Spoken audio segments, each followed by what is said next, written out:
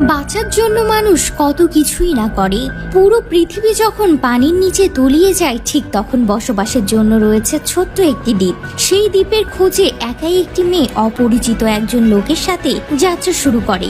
তাদের মাঝে কি হয় এবং শেষ পর্যন্ত তারা কি কি করে জানতে আমাদের সঙ্গেই থাকুন। মুভির শুরুতে আমরা মেরি নামে একজনকে দেখতে পাই, যে একটি পাত্রের মধ্যে প্রসাব করছিল। এরপর সে একটা মেশিনের মাধ্যমে সেটাকে ফিল্টার করে খেয়ে ফেলে, কারণ সে সমুদ্রের মাঝখানে ছিল আর সমুদ্রের পানি খাওয়া যায় না। এরপরে সমুদ্রের মাঝে মাছ শিকারের জন্য নামে। তখন একটি লোক এসে মেরির বোটে থাকা মালটা গাছ থেকে মালটা চুরি করে নেয়। মেরি পানি থেকে উঠে আসলে আরেকটি বোট দেখতে পায়, আর সেই বোটে ওই লোকটি ছিল। তখন মেরি ওই লোকটিকে বলে তাদের মাঝে থাকা খাবার অদল বদল করতে, কারণ সমুদ্রের একটা নিয়ম ছিল, যখনই কোনো অপরিচিত লোকের একজন আরেকজনের সাথে দেখা হবে, তারা তাদের নিজেদের মধ্যে মালামাল বদলা বদলি করবে। ওই লোকটি তখন বলে আমার কোনো মালামাল বদলা বদলি করার দরকার নেই। এর মধ্যে মেরি দেখতে পায় তাদের দিকে কিছু সমুদ্রের জলদস্যু আসছে। ওই লোকটি তখন মেরিকে তার গাছের ফল যেটা সে চুরি করেছিল সেটা দেখিয়ে সেখান থেকে পালিয়ে যেতে থাকে আর বলে তুমি এখন মরো।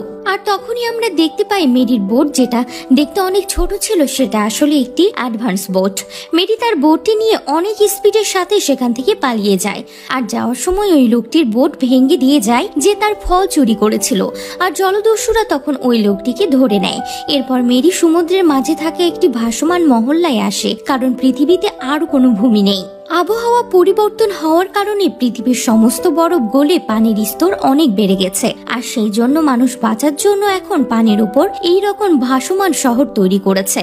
মেরি সেখানে আসতেই তাকে সেখানে ঢুকতে দেয়া হয় না। তখন মেরি তার সাথে থাকা একটি পাত্রের মধ্যে মাটি দেখায়, কারণ পৃথিবীতে যেহেতু মাটির স্তর নেই, এখন পৃথিবীতে সবচাইতে দামি জিনিস হচ্ছে মাটি।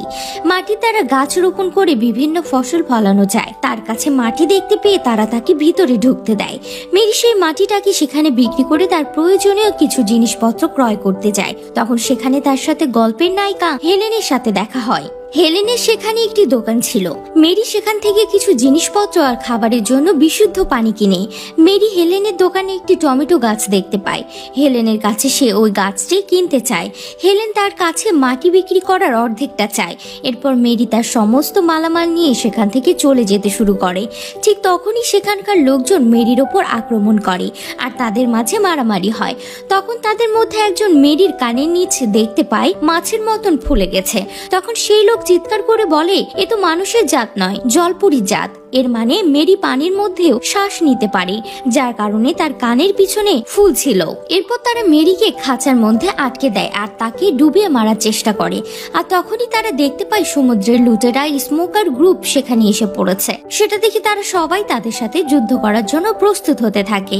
কিন্তু স্মোকার গ্রুপ ছিল অনেক শক্তিশালী আর তাদের কাছে ছিল অত্যাধুনিক সব যুদ্ধ অস্ত্র, যেটার কাছে তারা কোনোভাবেই পেরে ওঠে না। তারা অল্প সময়ের মধ্যে সেই জায়গাটাকে তছনছ করে দেয়। তখন হেলেন আর তার বোন দেখতে পায় মেরি খাঁচার মধ্যে বন্দি অবস্থায় ডুবে যাচ্ছে। হেলেন মেরির কাছে যায় আর তাকে বলে আমি যদি তোমাকে বাঁচাই তাহলে তুমি কি আমাকে এখান থেকে বাঁচিয়ে নিয়ে যাবে? মেরি তখন বলে অবশ্যই নিয়ে যাব। এরপর হেলেন ওই খাঁচার তালা ভেঙে তাকে বের করে। তারপরে হেলেন তার বোনকে নিয়ে মেরির সাথে সে জায়গা থেকে পালায়। আর মেরি সেখান থেকে যাওয়ার সময় বুদ্ধি খাটিয়ে সেই লুটেরা সর্দারের জাহাজটিকে একেবারে ধ্বংস করে দিয়ে যায়, যার কারণে তারা আর তাদের কিছুই করতে পারে না। কিছু দূর যাওয়ার পর হেলেন মেরিকে জিজ্ঞাসা করে তুমি যে শুকনো মাটি বিক্রি করেছো সেটা কোথায় পেয়েছো, কোথায় এখন ভূমি আছে? আসলে তাদের সবার ধারণা পৃথিবীতে এখনো কোথাও ভূমি আছে, কিন্তু সেটা কোন জায়গায় আছে তা কেউ বলতে পারে না। মেরি তখন তাকে বলে হ্যাঁ আমি জানি, কিন্তু সেখানে যেতে 12 থেকে 15 দিন লাগবে। আর আমার কাছে যে পানি আছে তাতে 3 জন 15 দিন বেঁচে থাকা যাবে না, আর সেজন্য আমাদের দুজনের মধ্যে থেকে একজনকে মরতে হবে। তখন মেরি সেই ছোট্ট বাচ্চাটিকে পানিতে ফেলে দিতে যায়, আর হেলেন তখন তাকে বাধা দেয়। সে বলে আমি পানি না খেয়ে থাকবো। মেরি তখন বলে সেটা কখনোই সম্ভব না, একজনকে মরতেই হবে। হেলেন তখন মেরিকে বলে তুমি কি শুধু পানির জন্য তাকে মারতে চাও, নাকি তুমি চাও তুমি আর আমি এই বোটে একা থাকি? হেলেন তার বোনকে বলে বোটের ভিতরে যেতে। তার বোন ভিতরে চলে গেলে হেলেন মেরির কাছে গিয়ে বলে তুমি আমার আমার কাছে যা চাও সেটা আমি তোমাকে দিয়ে দিচ্ছি, কিন্তু তুমি আমার বোনকে মারতে পারবে না। আর তখনই হেলেন মেরির সামনে সমস্ত পোশাক খুলে ফেলে। মেরি অবাক দৃষ্টিতে তার শরীরের দিকে তাকিয়ে থাকে। মেরি তাকে কিছুই বলে না। এরপরে হেলেন তার কাপড় পরে নেয়। এদিকে ওই লুটেরাদের একটি প্লেন তাদের সেখানে এসে পড়ে। তারা প্লেন থেকে তাদের দিকে গুলি ছুটতে থাকে। মেরি তখন বোটের ভেতরে যায় তার তীর আনতে। তখন হেলেন তার বোটের সামনে একটি বড় তীরের মতো বন্দুক দেখতে পায়। সেটার কাছে গিয়ে গুলি চালাতেই সেখান থেকে একটি তীর বের হয়, যার সাথে দড়ি বাঁধা ছিল। আর সেই তীরটা লুটেরাদের প্লেনে গিয়ে আটকায়। তাদের প্লেনটা এখন তাদের বোটের চারপাশে ঘুরতে থাকে। মেরি তখন একটি তীর মেরে ওই দড়িটা কেটে দেয়। লুটেরা তখন প্লেনটি নিয়ে সেখান থেকে চলে যায়।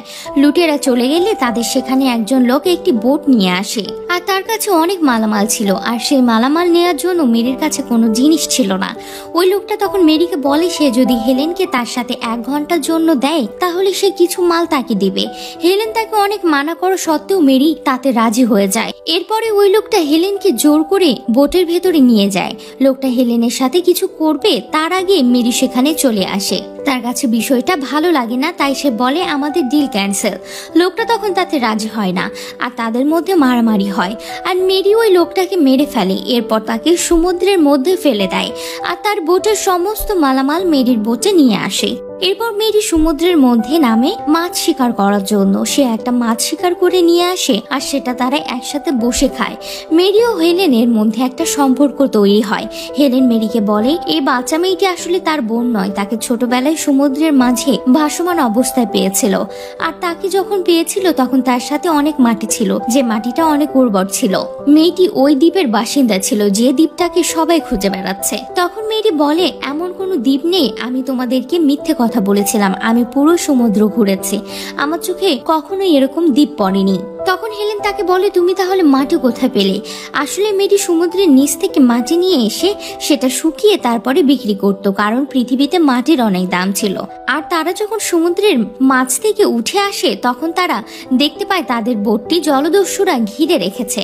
তারা তাদের কাছে ওই ছোট্ট মেয়েটির কথা জিজ্ঞেস করে। ওই ছোট্ট মেয়েটির পিঠে একটি নকশা ছিল, যে নকশাটির মাধ্যমে ওই দ্বীপের সন্ধান পাওয়া যাবে। মেয়েটি তখন বোটের নিচে লুকিয়ে ছিল।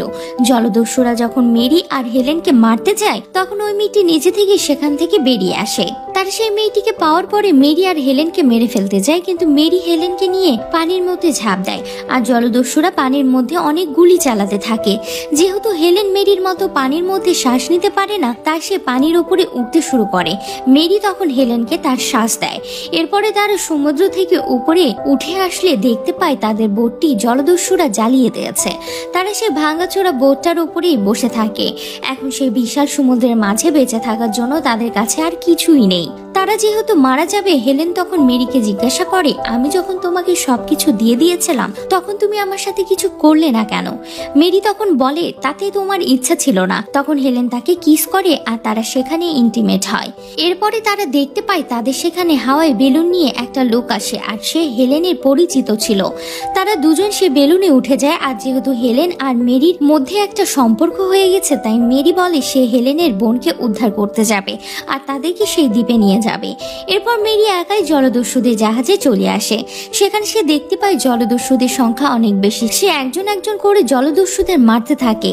এক পর্যায়ে সে জলদস্যুদের সর্দারের সামনে গিয়ে হেলেনের বোনকে বাঁচায়। তখন জলদস্যু সর্দার তাকে বলে তুমি এখান থেকে বেঁচে ফিরো, তারপরে ওকে নিয়ে যেও। মেরি তাদের বোটে আগুন লাগিয়ে দেওয়ার কথা বলে, কারণ সে যে জায়গায় দাঁড়ানো ছিল ঠিক সেটার নিচে তাদের জাহাজের তেলের ট্যাঙ্ক ছিল। সর্দার তাকে বলে তুমি এটা করো না, না হলে আমরা সবাই মারা যাব। কিন্তু মেরি সেখানে আগুন দিয়েই ফেলে, আর পুরো জাহাজটা ব্লাস্ট হয়ে যায়। এরপর সর্দার হেলেনের বোনকে নিয়ে পালিয়ে যেতে শুরু করে, কিন্তু মেরি তাদের আটকে ফেলে। এদিকে হেলেন আর সেই লোকটা বেলুন নিয়ে সেখানে চলে আসে, আর তার নিচে দড়ি ফেলে সেই দড়ি বেয়ে মেরি আর হেলেনের বোন সেই বেলুনে উঠতে শুরু করে। তখন তাদের উপরে আবার সেই জলদস্যুরা আক্রমণ করে। মেরি তখন তাকে মেরে বেলুনে উঠে যায়। এরপরে তাদের বেলুনে সেই লোকটা নকশা পড়তে পারত, তাই সে হেলেনের বোনের পিঠে থাকা সেই নকশাটা দেখে তাদেরকে নিয়ে ওই দ্বীপটার সন্ধানে যায়। তাদের কাছে কোনো খাবার দাবার ছিল না, তাই সে দ্বীপে যেতে যেতে না খেয়ে তারা ক্লান্ত হয়ে পড়ে। এক পর্যায়ে তারা দেখতে পায় সে দ্বীপটা তাদের সামনে চলে এসেছে। এরপর তারা সেই দ্বীপে আসার পরে মেরি বলে, এখন আমাকে যেতে হবে।